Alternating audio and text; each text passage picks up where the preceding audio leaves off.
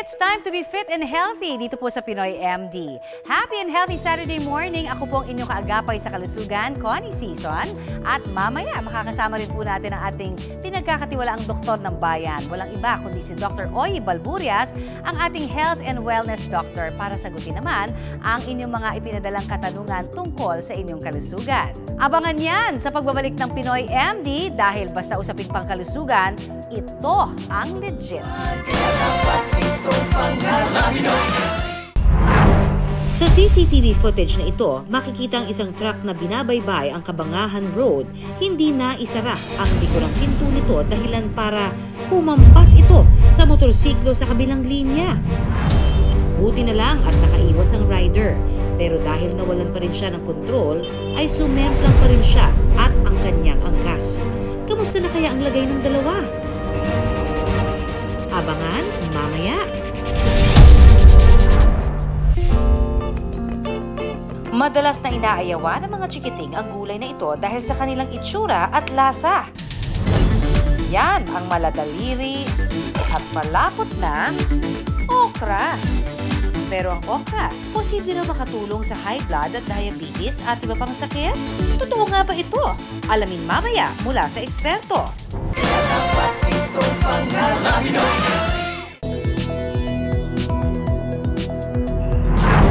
Sa CCTV footage na ito, makikita ang isang truck na binabaybay ang Kabangahan Road.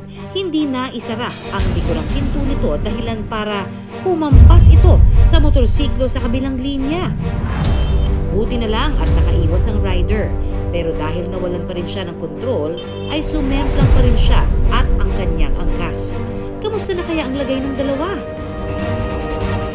Abangan mamaya.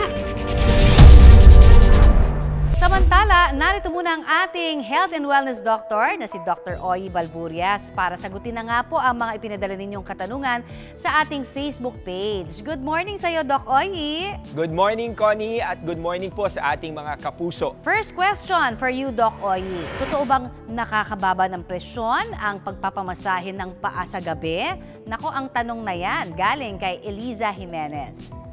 Yes, Elisha, tama ka, no? Kasi alam mo, apat ang dahilan kung bakit magkakaroon tayo ng problema sa presyon. Ano? Isa dito ay yung balance ng tinatawag nating autonomic nervous system. Ito yung sympathetic at saka parasympathetic nervous system. Ito yung naapektuhan siya ng chronic stress. No? So, ang pagmamasahe, meron tayo mga nerve points, no, sa ating paa na pwedeng nakakonekta sa ating utak kung saan mababalansin natin yung dalawang sistema. Yung parasympathetic, mag-activate siya kung tayo ay nare-relax, no, o nakakalma. So kaya nakakatulong din ito para bumaba ang presyon sa ating katawan. So apat ang mekanismo kung bakit tataas ang presyon. Isa nga dyan yung tinatawag nating autonomic nervous system or yung imbalances nito.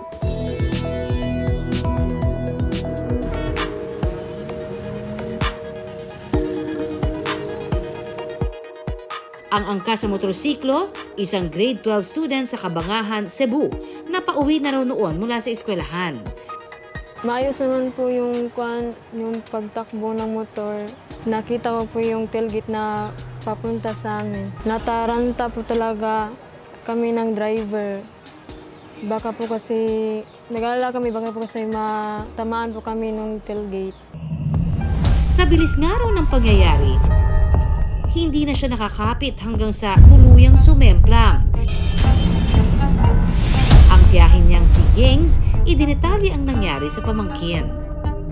Ang motor naman ay sila na nabangga sa pader, tsaka ang pamangkin ko nabagok yung ulo niya sa pader. Ang natatandaan ko noon ay tumama po yung ulo ko sa pader, pero hindi naman po kayo malakas. Nauntog sa pader. Ang viral video na ito ipinakita namin sa isang orthopedic doctor. Sana walang head injury and walang neck injury, neck fracture. Ayon Ayon sa eksperto, delikado ang hindi pagsusuot ng helmet kapag sumasakay sa motorsiklo. Motorcycle is the #1 cause of motor vehicular accidents. So it's imperative na one, magsuot tayo ng protection gear which includes the helmet at saka yung mga paddings natin sa katawan. Helmet kasi kung ano tanong mangyari pag tumama yung ulo mo, at least may protection ka from high impact. Dagdag pa ni Doc, ang kawalan ng proteksyon sa ulo ay pwede maging sanhi ng serious head injury. Kung meron kang signs and symptoms like blurring of vision, vomiting, or loss of consciousness, there's a high probability na baka meron kang brain injury or meron kang hematoma or may bleed sa loob ng head mo. At kapag nagkaroon ng matinding bleeding sa utak, maaari itong ikamatay. Worst case scenario could lead to death. Depende kung saan nag-pool yung blood. Kung banda sa baba ng ulo nag-pool yung blood, in less than 24 hours, pwede kang mamatay. Bukod sa head injury, pagkabali ng buto ang isa pang posibleng mangyari. Aside from the head injury, you can also have cervical spine, lalo na kung nagganon yung head mo. Kung hindi cervical spine, entire spine, possible na kasama. Pwedeng thoracic injury, either magkaroon ka ng fracture sa ribs or nabalian sa pelvis. And then yung extremities, upper and lower extremities, pwedeng mabalian. Samantala, laking pasasalamat naman daw ng tiyahin ng biktima dahil walang naranasang sintomas ng head injury ang kanyang pamangkin. Noong mga oras na yun, hindi po siya nagsuka. Nagpapasalamat din ako kasi wala nangyari sa pamangkin ko. Pagkatapos naming bumangga, nakatayo naman po kami pareho ng driver tapos hindi naman po ako nahilo at saka nahimatay. Maayos na po ang lagi. Para naman daw makasiguro sa kaligtasan ng biktima, ay dinala pa rin siya sa ospital. Nung sinugod namin siya sa ospital, sabi ng doktor, need siya i-x-ray kasi pag sa oras na yon ng aksidente, pag nahimatay siya o nagsusuka, baka need siya i-CT scan. Mabuti na lang daw at bumuti naman agad ang lagay niya. Hindi natuloy yung CT scan kasi dahil hindi po siya nagsusuka at nahimatay na, sa time na yon na aksidente sila. Probably mild lang yung nangyari sa kanya, concussion lang, na nabugbog lang yung brain niya. Pero after 24 hours, kung hindi napagawa, pwede nating i-recheck after 6 months, 3 to 6 months. Kung sakali namang may makitang aksidente, ito ang tips ng eksperto. One is always secure the scene kung safe o hindi bago tayo tumulong. And then two, call for help. Always call for backup before ka tumulong para after mong matulungan during the process na tinutulungan mo siya, the help is already on the way. Kung sa kamay o paang injury ng pasyente, pwede raw maglagay ng splints bilang first aid. May mga kahoy or mga karton na matitigas na pwede nating i-roll. Kung bali yan, pwede nating i-apply one on each side of the limb, tapos talian na lang up until makarating tayo sa hospital. If there is an active bleeding, halimbawa, lumabas yung motor, tumatagas yung dugo, pwede nating kumuha tayo ng malinis na gasa or malinis na mga damit, ipapack natin immediately on top of the bleeding area para makompress. Para ligtas at iwas aksidente sa pagmotor, ito ang tips ng road expert na si Captain Jobert Tolentino. Pag nagmamotor tayo, dapat naka-safety gears lagi. No? Kahit yung angkas natin, dapat naka-safety gear din. At least helmet. Kung talagang wala tayong ibang gears, at least yung helmet. Payo naman ang eksperto para maiwasan na ang ganitong klase ng aksidente. As drivers ng mga four-wheel vehicles, especially ng trucks, dapat chine-check natin yung sasakyan natin bago tayo mag-travel. Kaya nga sa truck meron tayong pahinante. So yung pahinante, aside from the driver, dalawa kayong nag-check nan. So para safe talaga na wala tayong maaaksidente. At para naman sa mga nagmamaneho ng four-wheel vehicles, paalala ng road expert, dapat alerto sa kalsada. So as drivers, dapat hindi lang yung sasakyan ang okay, dapat pati ikaw. Maliban sa chinek natin yung sasakyan, dapat i-check din natin yung sarili natin. Dapat meron tayong sapat na tulog at dapat physically fit tayo to handle our vehicle. Nag-iwan naman ng aral ang insidente kay Ivy. Ang lesson na natutunan ko ay dapat mag-ingat palagi at saka mag-pray lang po sa kada biyahe, and then magsuot lagi ng helmet kapag bumibiyahe. Ang driver ng truck agad naman daw nakipag-usap at nakipag-areglo sa pamilya ni Ivy. Kapuso, paalala sa mga rider at angkas ng motorsiklo, huwag kalilimutan ang pagsusuot ng helmet. At paalala rin sa mga driver, dapat siguraduhin nasa kondisyon at walang aberya ang sasakyan bago bumiyahe para maging ligtas at hindi makaaksidente pa ng iba.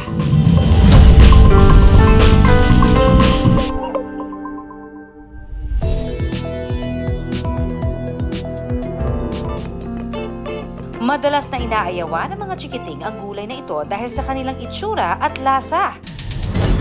Yan ang maladaliri at malapot na okra. Pero ang okra, posible na makatulong sa high blood at diabetes at iba pang sakit? Totoo nga ba ito? Alamin mamaya mula sa eksperto. Ano ba ang takbuhang home remedy ng mga kapuso nating mataas ang BP? Serpentina, legit na effective kasi may high blood din ako. Gawing candy ang bawang. Nilalagay sa ilalim ng dila. Yung lemongrass at lime, maganda. Tapos kumakain din namang fermented like pickled garlic. Ano naman ang inyong home remedy para sa diabetes, mga kapuso? I usually boil soursop leaves, avocado leaves, bayabas leaves, and drink it every other day. Insulin plant, pag tumaas ang blood sugar ko, 2 dahon lang katapat, back to normal na. Happy morning mga Kapinoy MD! Nalaman na natin ang say ng ilan nating mga kapuso sa kanilang home remedies pagdating sa high blood at diabetes. Pero may ikakwento ako sa inyo. Alam nyo ba na meron tayong kapuso na ang way to a healthier life niya daw ay okra? Tara, alamin natin ang kwento niya. Sa probinsya ng Camarines Sur, nakilala namin ang 36 anyos na si Jason Nicard na tila nabubuhay sa kantang Bahay Kubo. Sa bakuran kasi nila, maraming gulay ang nasa paligid-ligid. Love ko talaga ang pagtatanim, love ko ang nature, love ko yung mga gulay. Mas pinipili namin kainin ng gulay, more on sa mga meat and then sa ibang pagkain. Literal din daw na gulay is life para sa magulang ni Jason. Kaya, nang magkaroon ng sariling pamilya, nakasanayan na niyang bigyan ng mga inuming may gulay ang kanyang mga anak at asawa.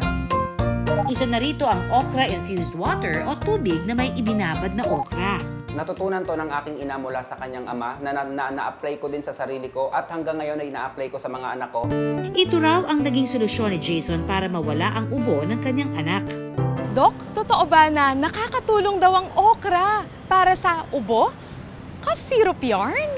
In a way, may property din yung okra, no, that can lubricate or enhance the mucosal integrity doon sa ating lalamunan. Dahil sharing is caring, ibinahagi na rin ni Jason ang recipe ng kanyang inumin sa kanyang followers online. Kung gusto nyong mabilis guminhawa ang inyong pakiramdam, pagkatiwalaan nyo ang kombinasyon kong ito, safe at pure organic. Isa raw sa mga nakapanood dito si April na minsan nang nakaranas ng hirap sa pagdumi at pananakit sa likod matapos niya manganak. Yung panahon na yun, bago ko na-discover yung okra na yun, medyo bloated po ako tapos naghahanap talaga ako ng antioxidant. Parang feeling ko ang bigat ng pakiramdam ko po. Sabi dun sa video ni Pinoy Farmer, medyo nakakapayat din tapos antioxidant nga po. So wala naman mawawala sa akin. Gulay naman siya. Yun lang, kailangan ko lang tiisin yung lasa. So tinry ko na rin po. Dok, totoo ba na nakakatulong daw ang inuming may okra sa ating bowel movement o pagdudumi? Ang okra, mayaman yan sa fiber, mayaman yan sa vitamin K, sa magnesium, sa manganese. Meron siyang mga tinatawag nating phytonutrients at tinatawag nating phytosterol, no? Which is good, no, in controlling blood cholesterol. That's why maganda din ang okra para sa fiber content nito. That's why kung kayo constipated, at the same time kayo ay dehydrated, at ito ang dahilan kung bakit kayo constipated, then makakadagdag na tulong ito. Simple lang daw ang paggawa ng okra-infused water ni Jason. Ang mahalaga, siguraduhing fresh ang okra. At least kumuha ka ng 3 piraso at hiwain mo ng maliliit. Ilagay sa isang garapon o paso, lagyan ng normal na temperatura ng tubig, saka ibabad ang okra sa loob ng 6 na oras. At pagkatapos ng 6 na oras, pag ito ay nagmukhang jelly na, pwede na itong inumin. Ang inumin na ginagawa ni Jason ay isa lamang ho sa mga paraan para makagawa tayo ng tinatawag na vegetable or fruits-infused water. Ito po yung paglalagay ng iba't ibang mga gulay o kaya prutas o maging yung mga herbs and spices sa inyo pong tubig na ayon sa mga eksperto ay maraming dalang benepisyo sa ating kalusugan. Kaya naman drink your water with a twist daily. Cheers! Pero paalala ni Doc Oyi, mas mabuting mainom ang vegetable or fruits-infused water sa loob lamang ng 6 na oras. May mga gulay na madaling mabulok na kung sakasakali baka naman mag-cause pa sa inyo ng karamdaman kung ito ay mag-cause ng contamination sa tubig na inumin ninyo. As long as hindi nakaka-apekto din sa lasa ng tubig kasi yung iba apektado sila pagka may konting lasa yung tubig. Lalong-lalo na hindi ito gamot. Ito ay makakatulong lamang para makadagdag doon sa pangangailangan ng sistema ng ating katawan. Ang mga anak ko po, to be honest, grabe po ang mga resistensya nila. Pagdating naman po sa pangangatawan ko, bibihirang-bihira po ako nagkakasakit. Ang asawa ko, healthy rin. Ang mga biyanan ko, mga senior na po. Pero hindi mo mahalataan kung kumilos talagang bigay todo, malalakas ang pangangatawan, physically fit dahil nga po sa mga ginagawa naming pag-take ng mga herbal. At ang paalala ng nurse ng bayan na si Nurse Abby, mga ka-Pinoy MD, huwag kakalimutan, drink your water mga B, para laging happy and healthy.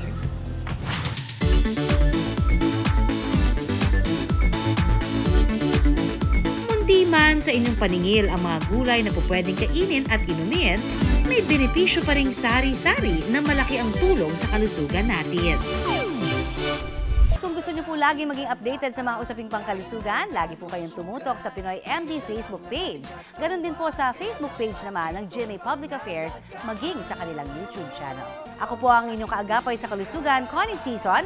Nagpapaalala na iisa lamang ho ang ating katawan, kaya dapat lamang natin itong pangalagaan. At ako naman po si Doc Oyi, ang inyong wellness doctor. Tandaan, unahin ang kalusugan at lagi pong tumutok dito sa programa kung saan kayo at ang inyong kalusugan ang laging #1. Dito pa rin sa nag-iisang tahanan ng mga doktor ng bayan, ito po ang Pinoy MD. Tandaan, ang kalusugan, Pinoy sa lahat ng ating katawan, kaya dapat itong pangalagaan.